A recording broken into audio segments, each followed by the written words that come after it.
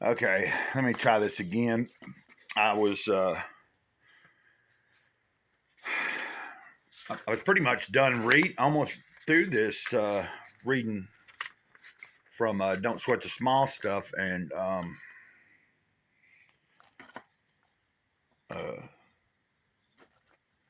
somebody pulled into the trailer park and I pulled him. They pulled in one of these our driveways to turn around. I guess they were in the wrong place or something. But so the dogs were not just my dog, but my neighbor in front of me's two dogs that are running around here now, and another dog across. There was about 4 or 5 dogs that barking. So I said, "Well, let me stop this." Of course, on the other video, I had kind of prolonged the video a little bit as far as not just being about reading, because I was just kind of sharing with everybody, and I guess I'm do it now. Just sharing that uh, this week's been better as far as I'm getting back in routine, and you know, getting up early again.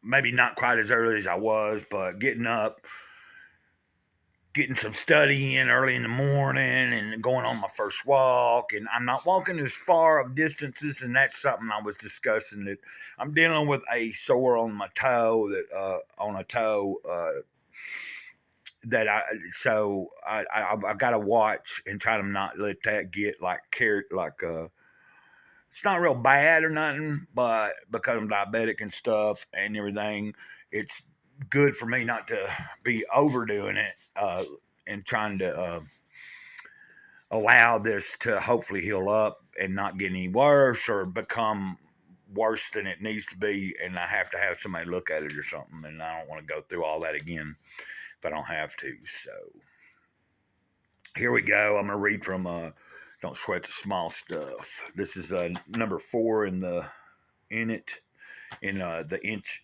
as far as the official beginning of it, after we did the introduction or whatever, and how that came about, the title of the book, because of Wayne Dyer, Dr. Wayne Dyer. Be aware of the snowball effect of your thinking.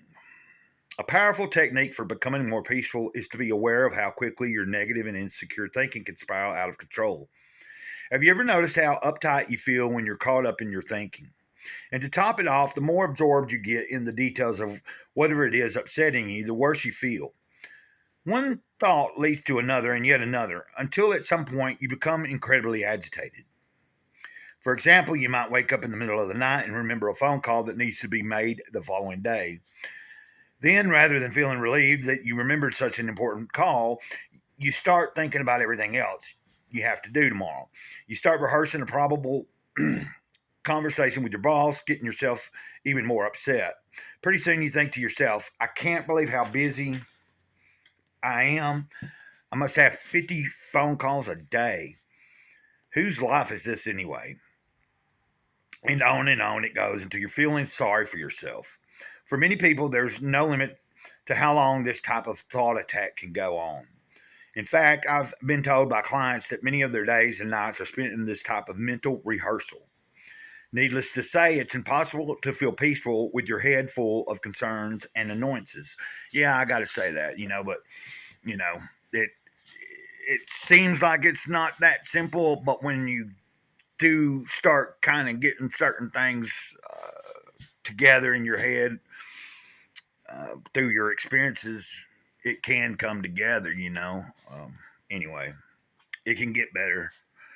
The solution is to notice what's happening in your head before your thoughts have a chance to build any momentum. I'd say that's one of the things they'll teach you, like in mental health. That's something also, like if you can catch what triggers some of your episodes, if you have certain, say if you're bipolar or whatever, if you can kind of see where you could correct something early on, and you can be aware of it before it gets full blown into where you need to be hospitalized or whatever, getting to the doctor about it, or needing to see a therapist.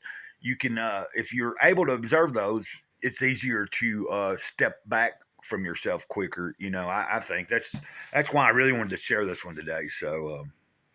So let's just say this again. Let me start over. The solution is to notice what's happening in your head before your thoughts have a chance to build any momentum. The sooner you catch yourself in the act of building your mental snowball, the easier it is to stop. In our example here, you might notice your snowball thinking right when you start running through the list of what you have to do the next day. Then instead of obsessing on your upcoming day, you say to yourself, whoo, there I go again, and consciously nip it in the bud. You stop your train of thought before it has a chance to get going. You can then focus not on how overwhelmed you are, but on how grateful you are for remembering the phone call that needed to be made. If it's the middle of the night, write it down on a piece of paper and go back to sleep. You might even consider keeping a pen and paper by the bed for such moments. You may indeed be a very busy person, but remember that filling your head with thoughts of how overwhelmed you are only exacerbates the problem by making you feel even more stressed than you already do. Excuse me, I got a little bit of indigestion here going. Try this simple little exercise the next time you begin to obsess on your schedule. You'll be amazed at how effective it can be. Um, the way I was talking about that was that's why, like when I had pre-read this, I was watching a live stream, and I picked this up while they were talking on the live stream about whatever, it was they're talking about current situation for our country and where we're heading, but that's irrelevant to this right here. What I'm just read, I pulled this book out and uh, started reading that, and it just really resonated with me, and I can really relate to that, especially like I said, the part of like this is using an example of waking up in the middle of the night and thinking about what you got to do tomorrow and obsessing on that. Well, I mean, there's plenty of things we can obsess on, so whatever it is, but like that's where what's helpful for me in my life. It's just like with my drinking. Ever since last year when I really started trying to be sober seriously, uh, I got to say, to me, for the first real, for just true, the first real time that I put true effort into it, that with my whole heart and stuff, even though I've slipped up a few times, it was like uh, what helps me to not repeat what I have done as far as messing up, because I'm probably about 3.5 more months. I'm somewhere around 3.5 months now, completely since the last time I fumbled. But what helps me is, there has been a few times, like the other day, I was like, for some whatever reason, the thought popped in my head, and I thought about going for some reason going to get a bottle. And just as soon as that thought came into my mind, I quickly reversed the thought. I took it back. I stepped back. I said, no, I don't want to deal with tomorrow. I don't want to put myself in a position to where the next day, if God willing, I'm alive, it's stuck in my head thinking about what I did. And the quicker I can pull myself out of that, the better I am if I do fumble. But the trick is trying not to fumble. So I'd say with whatever it is you're dealing with, like mentally and stuff like that, that is a very good way to look at things and trying to figure out what it is and try to catch it. Stop those thinking. Stop the stinking thinking. Stop it. Stop it as soon as it begins, as quickly as you can observe it and notice it. Stop that. And that's what I'd say accordingly to anything we have going on in our lives. Sometimes it's easier said than done, but it really isn't. Uh, it's about practice. When we start applying it and doing it, it becomes easier. So that's my hopes anyway. That's what I'm trying to do. I wish all of you the best. Until next time, Mr. Gray Cloud, Sage of the Eternal Moment. Over now. And you know the drill, ditto.